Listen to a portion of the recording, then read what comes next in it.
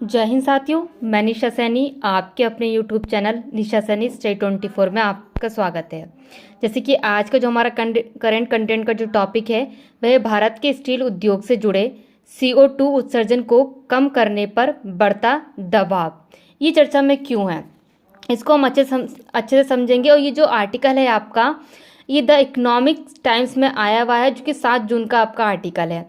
तो क्या ज़रूरत पड़ गई है कि जो CO2 है उसको कम करना है, इस पर चर्चा करते हैं। खबर आई है कि आपका जो 2024 की पहली तिमाही में स्टील उत्पादन में 8.5% की बढ़त के साथ भारत सबसे बड़े स्टील उत्पादक के रूप में उभरा है। कहने का तात्पर्य ये है कि जब स्टील उद्योग बड़ा है तभी ये परेशानी सामने आ रही है कि अब CO उत्सर्जन को कम करना होगा, कि बहुत ज़्यादा स्टील उत्पादन हो रहा है। तो स्टील उत्पादन से क्या हो रहा है कि वो CO2 आपका बढ़ रहा है। वहीं इस उद्योग से जुड़ा CO2 उत्सर्जन 12% है। जितना भी आपका स्टील उद्योग बड़ा है उससे जो भी आपको उत्सर्जन हो रहा है CO2 का, वो 12% हो रहा है। इसी को देखते हुए स्टील मंत्रालय ने एक ग्रीन स्टील नीति तैयार करना शुरू कर दी है। स्टील मंत्रालय ने एक ग्रीन स्टील नीति आपकी तैयार करना शुरू की है। ग्रीन स्टील नीति क्या होती है? कहते हैं कि कम कार्बन वाली तकनीकों का उपयोग करके स्टील का उत्पादन जो ग्रीन हाउस गैस उत्सर्जन को काफ़ी हद तक कम या ख़त्म करता है, वह ग्रीन स्टील नीति के तहत आता है। वही हम देखते हैं कि उत्सर्जन को कम करने के लिए ब्लास्ट फर्नेस में बायोमास को विकल्प के रूप में उपयोग करने का पता लगाने के लिए एक टास्क फोर्स का गठन किया जाएगा, कि जो आपका ब्लास्ट फर्नेस है उसमें बायोमास कितना है, इसका विकल्प एक तरीके से लगाने के लिए टास्क फोर्स का गठन किया जाएगा। अब ब्लास्ट फर्नेस क्या होता है?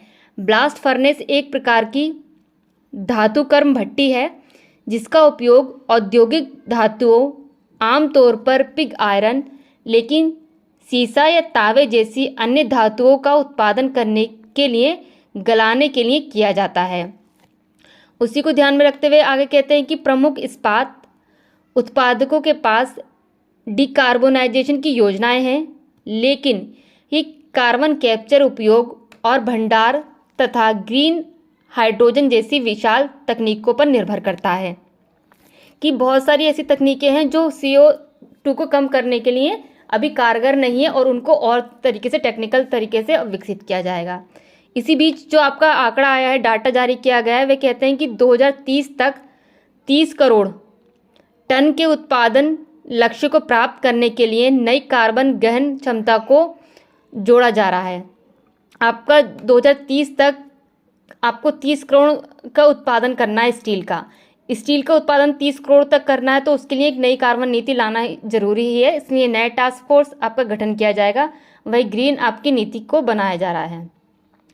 वैसे भारत सरकार के पास हरित इस्पात नीति जैसे अतिरिक्त विकल्प भी हैं, फिर भी हमें एक नई नीति को बनाना है क्योंकि स्टील का उत्पादन बढ़ता जा रहा है। इस दिशा में सरकार सफल तकनीक और समाधानों को आगे बढ़ाने के लिए अनुसंधान और विकास का समर्थन, वैकल्पिक उत्सर्जन शमन कार्यों को बढ़ावा देना तथा कार्बन उत्सर्जन से जुड़े अन्य अनुपालन के लिए रूपरेखा तैयार कर सकती है। ये क्या है, ये क्यों कर सकती है? क्योंकि आपका ये भारतीय स्टील उद्योग जो कि बढ़ चुके हैं, पहले से कितने बढ़ चुके हैं? 12% बढ़ चुका है। क्या बढ़ चुका है? जितना भी हमारा स्टील उद्योग बढ़ा है कि 8.5 आपका स्टील उत्पादन बढ़ा है, उसका ही आपका जो रेशियो है वो CO2 बढ़ा है 12% रेशियो आपको बहुत ज़्यादा है एक तरीके से कार्बन उत्सर्जन के लिए। हमारा जो ग्लोबल है वैश्विक तापमान और ज़्यादा बढ़ जाएगा, उससे ग्रीन हाउस गैस प्रभावित होंगी। इस तरीके से उन सभी को ध्यान में रखते हुए कार्बन उत्सर्जन को कम करने पर भारत सरकार का दबाव बढ़ा हुआ है। आप हमारे साथ इसी तरीके से बने रहिए, हम करंट कंटेंट की और व्याख्या करते रहेंगे। जय हिंद, जय भारत।